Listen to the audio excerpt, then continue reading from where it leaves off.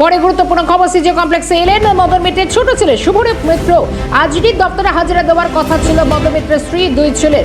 গত সপ্তাহে ইডির তরফে পাঠানো হয় নোটিশ। সিজিও কমপ্লেক্সে হাজিরা দেওয়ার নির্দেশ ছিল নোটিশে। 13 জুন মদন মিত্রের সব বাড়িতে তল্লাশি চালায় ইডির কর্তারা। বাজেয়াপ্ত করা হয় ব্যাংকের নথি। সেই নথি পরীক্ষা করে মেলে একাধিক অসঙ্গতি। সরাসরি সিজিও কমপ্লেক্স থেকে নজর থাকবে আমাদের প্রতিনিধি মফিজুল ইসলাম রয়েছেন আমাদের সঙ্গে। মফিজুল, মদন মিত্রের ছোট ছেলে সিজিওতে এলেন, কি ছবি?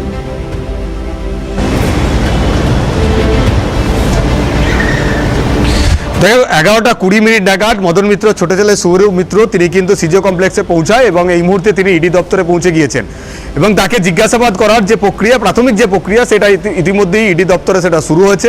শুভরূপ মিত্র ছাড়াও মদন মিত্রের বড় ছেলে স্বরূপ মিত্র, তাকেও কিন্তু আজকে হাজিরা দেওয়ার নির্দেশ দেওয়া হয়েছিল, কিন্তু আমরা দেখলাম শুধুমাত্র মদন মিত্র ছোট ছেলে শুভরূপ মিত্র তিনি একাই এই মুহূর্তে প্রবেশ করলেন সিজিও কমপ্লেক্সে। স্বরূপ মিত্র তিনি আদৌ এসে পৌঁছান কিনা আজকে, সেটা কিন্তু এখনো কিছু সময় অপেক্ষা করতে হবে, সেটা পরবর্তী সময়ে আরো পরিষ্কার হবে। এবং মদন মিত্রর স্ত্রী অর্চনা মিত্রকে আগামীকালকে হাজিরা দেওয়ার জন্য নির্দেশ পাঠানো হয়েছে। সেই মোতাবেক আগামীকাল তিনি হাজিরা দিতে পারেন এমনটাই কিন্তু জানা যাচ্ছে। কিন্তু কামারহাটি পৌরসভার বা পুর নিয়োগ দুর্নীতিতে হঠাৎ করে মদন মিত্রর পরিবারের সদস্যদেরকে জিজ্ঞাসাবাদ করার জন্য ইডির তরফ থেকে নোটিশ পাঠানো হলো কেন? যেটা ইডির তরফ থেকে দাবি করা হচ্ছে যে এই কামারহাটি এবং টিটাগড় এই দুটি পৌরসভায় যে 125 জনকে নিয়োগ করা হয়েছে, সেই 125 জন নিয়োগের ক্ষেত্রে বেনিয়োগ এবং স্বজন পোষণ হয়েছে এবং এই নিয়োগ প্রক্রিয়ার ক্ষেত্রে ঘুষের বিনিময়ে নিয়োগ করা হয়েছে এবং সেই ঘুষের টাকা কিন্তু মদন মিত্র পেয়েছিলেন বিভিন্ন মিডলম্যানদের মাধ্যমে। অর্থাৎ যারা এই নিয়োগের ক্ষেত্রে মধ্যস্থকারী হিসাবে ভূমিকা পালন করেছিলেন, তাদের মাধ্যমেই কিন্তু এই 125 জনকে সুপারিশের বিনিময়ে, মদন মিত্র সুপারিশের বিনিময়ে সেখানে কিন্তু নিয়োগ করা হয়েছিল। আর এই সুপারিশের পেছনে ছিল আর্থিক লেনদেন, ঘুষ নেওয়া হয়েছে এবং টাকা, নগদ টাকা নেওয়া হয়েছে এবং কিছু ক্ষেত্রে সোনা গয়নাও নেওয়া হয়েছে, এমনটাও কিন্তু ইডি তদন্তে সেটা কিন্তু জানতে পেরেছে। সর্বশেষ যে গত 13 জুন মদন মিত্রের ভবানীপুরের বাড়ি এবং দক্ষিণেশ্বরের বাড়ি, সেই সঙ্গে জোকাতে মদন মিত্রের আরো একটি যে ফ্ল্যাট রয়েছে, সেখানে একযোগে তল্লাশি চালিয়েছিলেন ইডির আধিকারিকরা। এই সব বিভিন্ন জায়গায় তল্লাশি চলাকালীন আরো বেশ কিছু ব্যাংকের নথি ইডি তদন্তকারী আধিকারিকরা তার হাতে পান। যে ব্যাংকের নথির মধ্যে কিন্তু দেখা গেছে যে যেখানে কিন্তু দেখা গেছে যে মদন মিত্রের পরিবারের যারা সদস্য রয়েছেন, তার দুই ছেলে এবং স্ত্রীর, তাদের যে ব্যাংক অ্যাকাউন্ট রয়েছে সেক্ষেত্রেও কিন্তু বেশ কিছু আর্থিক লেনদেনের ক্ষেত্রে একটা অসঙ্গতি রয়েছে। ফলে মদন মিত্রর ছেলেদের এবং তার স্ত্রীর নামে থাকা ব্যাংক অ্যাকাউন্টের যে আর্থিক লেনদেনের ইঙ্গিত বা তথ্য বা নথি ইডির আধিকারিকরা হাতে পেয়েছেন, সেই বিষয়েই কিন্তু এই পুরনিয়োগ দুর্নীতির তদন্তের ক্ষেত্রে তার ছেলে এবং তার স্ত্রীকেও তলব করা হয়েছিল ইডির তরফ থেকে গত সপ্তাহে নোটিশ পাঠিয়ে।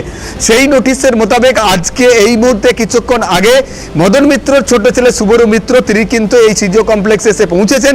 ইডির দপ্তরে তিনি কিন্তু হাজিরা দিয়েছেন। তাকে জিজ্ঞাসাবাদ করার যে প্রক্রিয়া ইডির তরফ থেকে সেটা কিন্তু শুরু হয়েছে। এখনো পর্যন্ত এই মামলায়, পুরনিয়োগ দুর্নীতি মামলায়, মদন মিত্রের আর এক ছেলে শুভরূপ মিত্র এবং মদন মিত্রের স্ত্রী, তাদেরকেও কিন্তু নোটিশ পাঠানো হয়েছিল, যারা আগামীকাল হাজিরা দিতে পারেন মদন মিত্রের স্ত্রী, এমনটাও কিন্তু জানা যাচ্ছে। শর্মিষ্ঠা,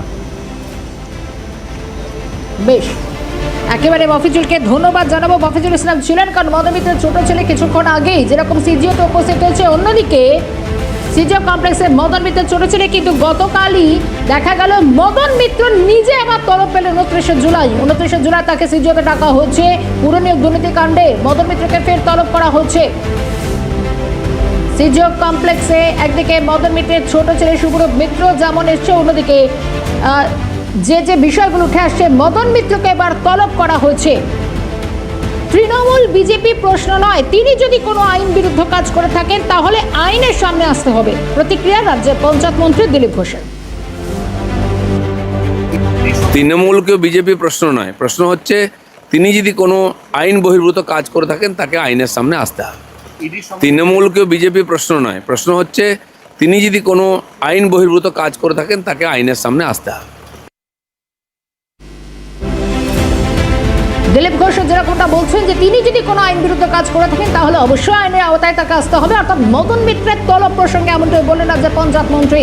একের পর এক তলব। গত জুন মাসেও দেখা গিয়েছে মদন মিত্রের দুটি বাড়িতেই তল্লাশি অভিযান চলে, একাধিক নথি বাজেয়াপ্ত করে নিয়ে যান ইডির কর্তারা। পুরনিয়োগ দুর্নীতি কাণ্ডে যে কেলেঙ্কারি এবং সেই নিয়ম, এবং গতকালও দেখা গেল যেভাবে আক্রমণাত্মক মেজাজ ছিল মদন মিত্র, এবং একই সঙ্গে 21 জুলাইয়ের পর আবার নিজেও ফের সমন পেলেন, নিজে নোটিশ পেলেন, তাকে সিজিওতে হাজিরা দিতে হবে 29শে জুলাই। কিছুক্ষণ আগে সিজিওতে এলেন মদন মিত্রের ছোট ছেলে।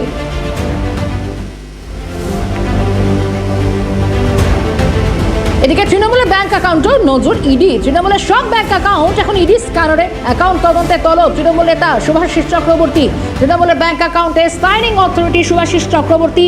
চলতি সপ্তাহে তাকেও হাজিরার নির্দেশ শুভাশিস চক্রবর্তী। তৃণমূলের সমস্ত ব্যাংক অ্যাকাউন্ট ইতিমধ্যে যে একাধিক ব্যাংক অ্যাকাউন্ট ফ্রিজ, আর এই ব্যাংক অ্যাকাউন্টগুলির দিকে বিশেষ করে ইডির নজর পড়েছে। তৃণমূলের ব্যাংক অ্যাকাউন্টে নজর, আরও বেশ কিছু হাল হাকিকাত জানতে চাই ইডি। শুভাশিস চক্রবর্তী, তাকে এবার তলব করা হচ্ছে বলেও জানা যাচ্ছে। তৃণমূল কংগ্রেসের যে ব্যাংক অ্যাকাউন্টগুলো রয়েছে, ব্যাংক অ্যাকাউন্টগুলোর তৃণমূলের দলের পক্ষ থেকে যে কয়েকজন সাইনিং অথরিটি রয়েছে তার মধ্যে শুভাশিস চক্রবর্তী একজন অন্যতম, যে কারণেই তাকে কিন্তু তলব করা হয়েছে। চলতি সপ্তাহের মধ্যে ইডির দপ্তরে হাজিরা দেওয়ার নির্দেশ দেওয়া হয়েছে। ব্যাংক অ্যাকাউন্টের মানে দলের যে ব্যাংক অ্যাকাউন্টগুলো রয়েছে, যে কয়টি ব্যাংক অ্যাকাউন্ট রয়েছে, সেখানে বেশ কিছু লেনদেনের ক্ষেত্রে অসঙ্গতি ইডির নজরে এসছে। কিন্তু কিভাবে ইডির তরফ থেকে এই তৃণমূল কংগ্রেসের যে ব্যাংক অ্যাকাউন্টের দিকে তার নজর পড়লো, বা কেনই বা তৃণমূল কংগ্রেস রাজনৈতিক দলের ব্যাংক অ্যাকাউন্টগুলো কেনই বা ইডির স্ক্যানারে এলো, সেক্ষেত্রে ইডি সূত্রে যেটা জানা যাচ্ছে যে প্রাথমিক নিয়োগ দুর্নীতি করতে গিয়েই তৃণমূল কংগ্রেসের যে ব্যাংক অ্যাকাউন্ট তার নজরে আসে। কিভাবে না, অভিষেক বন্দ্যোপাধ্যায়ের যে সংস্থা লিপস অ্যান্ড বাউন্স রয়েছে, যে কোম্পানি রয়েছে, সেই কোম্পানির যে ব্যাংক অ্যাকাউন্ট, সেই অ্যাকাউন্টের সঙ্গে তৃণমূল কংগ্রেসের যে ব্যাংক অ্যাকাউন্ট, দলের যে ব্যাংক অ্যাকাউন্ট, তাদের মধ্যে একটা কানেকশন পাওয়া যায়। সেক্ষেত্রে উভয় অ্যাকাউন্টের মধ্যে একটা আর্থিক লেনদেনের বিষয়ে নথিপত্র ইডির তদন্তকারী আধিকারিকদের কাছে আসে। তারপরে সেই বিষয়টি খতিয়ে দেখতে গিয়ে দক্ষিণ কলকাতার একটি রাষ্ট্রায়ত্ত ব্যাংকের চিঠি পাঠিয়েছিলেন ইডির তদন্তকারী আধিকারিকরা। সেখান থেকে তৃণমূল কংগ্রেসের যে ব্যাংক অ্যাকাউন্ট রয়েছে, সেখান থেকে বেশ কিছু নথিপত্র ইডি তদন্তকারী আধিকারিকদের হাতে আসে। আর সেই নথিপত্র খতিয়ে দেখতে গিয়ে কিছু অসঙ্গতি এবং অসঙ্গতি লেনদেনে কিছু অসঙ্গতি তাদের নজরে পড়ে। তারপরেই কিন্তু এই ঘটনার তদন্ত ইডির তরফ থেকে শুরু করা হয়। সেক্ষেত্রে তদন্ত করতে গিয়ে আলাদা একটা ইসিআইআর দায়ের করেছে ইডি এই তৃণমূল কংগ্রেসের ব্যাংক অ্যাকাউন্টের তদন্ত করার জন্য। সেই আলাদা ইসিআইআর দায়ের করে পুরো ঘটনার তদন্ত তারা শুরু করেছে। সেই তদন্তের স্বার্থেই বেশ কিছু যে দলের যে ব্যাংক অ্যাকাউন্ট, সেখানে বেশ কিছু যে মানে আর্থিক লেনদেনের ক্ষেত্রে অসঙ্গতি ধরা পড়েছে এবং কোটি কোটি টাকার তার কিছু মানে টাকার উৎস বা তার হিসাব নিকাশের ক্ষেত্রে বেশ কিছু অসামঞ্জস্য রয়েছে এই ব্যাংক অ্যাকাউন্টের নথি অনুযায়ী। তার বিষয়টি আরও পরিষ্কার হতেই কিন্তু এই অ্যাকাউন্টের যিনি সাইনিং অথরিটি রয়েছেন তৃণমূল নেতা শুভাশিস চক্রবর্তী, তাকে কিন্তু তলব করা হয়েছে। যেহেতু তিনি এই ব্যাংক অ্যাকাউন্টের একজন সাইনিং অথরিটি, ফলে তিনি কিন্তু বলতে পারবেন যে কিভাবে এই অ্যাকাউন্টের এই কোটি কোটি লেনদেন, সেই যে অসঙ্গতিপূর্ণ যে অ্যাকাউন্ট লেনদেন রয়েছে, এই যাবতীয় বিষয়গুলোর তথ্য উদ্ঘাটন করার জন্যই সাইনিং অথরিটি হিসাবে তৃণমূলের এই নেতা শুভাশিস চক্রবর্তী, তাকে কিন্তু তলব করা হয়েছে। ফলে এই জায়গা থেকে স্পষ্ট দেবারতী যে এবার ইডির নজরে সম্পূর্ণরূপে তৃণমূল কংগ্রেসের যে কটি ব্যাংক অ্যাকাউন্ট রয়েছে, সেই প্রত্যেকটা ব্যাংক অ্যাকাউন্টের লেনদেন, যেটার তদন্ত করার জন্য আলাদা একটা ইসিআইআর দায়ের করে পুরো ঘটনার তদন্ত এই মুহূর্তে ইডি শুরু করেছে। তার প্রথম পর্যায়েই কিন্তু সাইনিং অথরিটি হিসাবে তৃণমূল নেতা শুভাশিস চক্রবর্তীকে তলব করা হয়েছে।